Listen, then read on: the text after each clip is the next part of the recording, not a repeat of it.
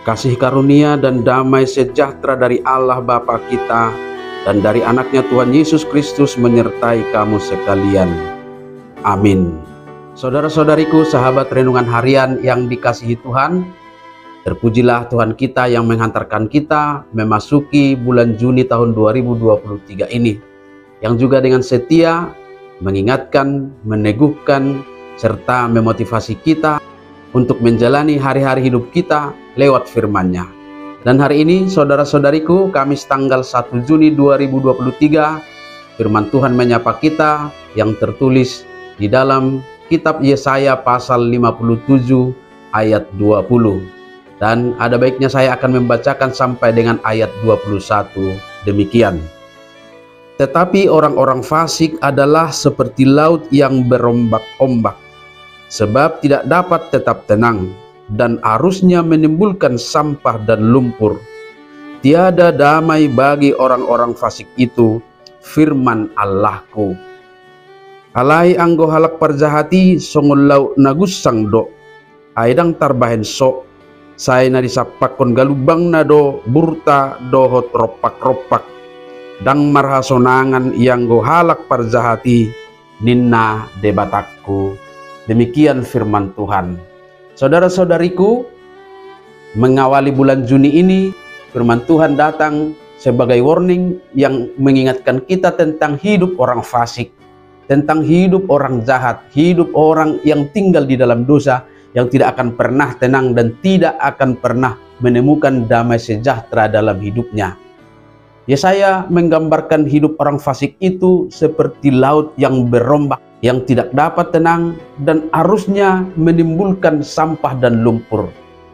Kita tahu bagaimana ombak laut bergemuruh yang deru suaranya begitu menakutkan. Gelombangnya dapat menghanyutkan dan terpaannya akan menghantarkan sampah dan lumpur di pantai.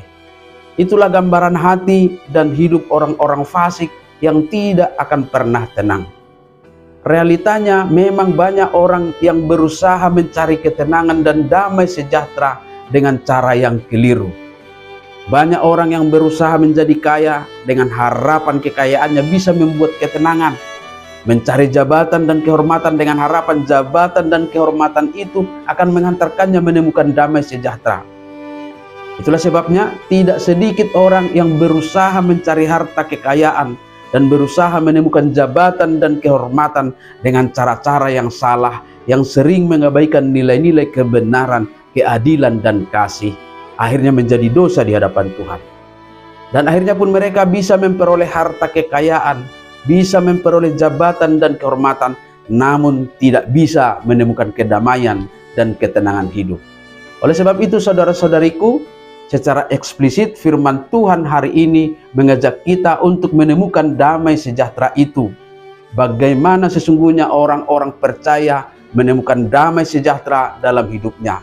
Dan dalam Yesaya 57 ayat 19 dituliskan, Aku akan menciptakan puji-pujian, damai sejahtera bagi mereka yang jauh dan bagi mereka yang dekat, firman Tuhan. Aku akan menyembuhkan dia. Tentu inilah yang menegaskan bahwa sumber ketenangan hidup, sumber damai sejahtera itu adalah Allah sendiri. Maka untuk menemukan damai itu kita harus mencari Allah. Karena Allah sudah membentuk hati nurani manusia sedemikian selaras dengan ketenangan dan damai sejahtera. Oleh sebab itu dapat kita pastikan bahwa kita tidak akan pernah dapat menemukan damai sejahtera dan ketenangan itu di luar kehendak Allah. Dan tentunya juga tidak akan ada damai sejahtera dan ketenangan bagi orang yang hidup dalam dosa dan kefasikan. Selama kita hidup dalam kefasikan, kita akan seperti ombak laut yang penuh lumpur dan sampah. Tetapi dengan mencari Tuhan, bagaimanapun kehidupan kita, memiliki sedikit atau banyak harta kekayaan, entah kita memiliki jabatan atau tidak, Tuhan berkuasa menghadirkan damai sejahtera dan ketenangan hidup kita.